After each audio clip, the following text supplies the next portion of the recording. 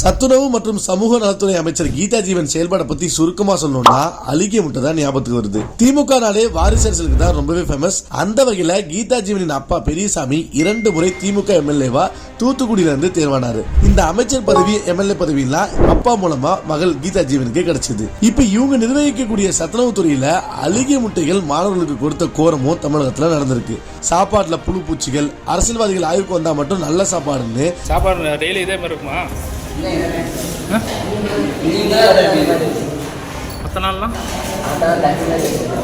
திமுக ஆடுற கேம் படும் மோசம். ஒரு புறம் அழுகின முட்டைகள் மாணவர்களுக்குன்னு பார்த்தா, மறுபுறம் நல்ல நிலையில உள்ள அரசு சீல் உள்ள முட்டைகள்லாம் ஹோட்டலுக்கு ஆம்லெட்டா போகுது. இந்த டிசாஸ்டர் மாடல் அரசு பள்ளி குழந்தைகளுக்கு எவ்வளவு கேடு செய்ய முடியுமோ அவ்வளத்தையும் பள்ளி கல்வித்துறை மற்றும் சத்துணவுத்துறை மூலமா பண்ணிட்டாங்க. இதுல என்ன ஒரு முக்கியமான விஷயம்னா, சத்துணவுத்துறை டெண்டரை ஒரு குறிப்பிட்ட நிறுவனம் 700 கோடிக்கு எடுத்திருக்காங்க. அது எப்படி இவங்களுக்கு மட்டும் மீண்டும் மீண்டும் டெண்டர் கிடைக்குது?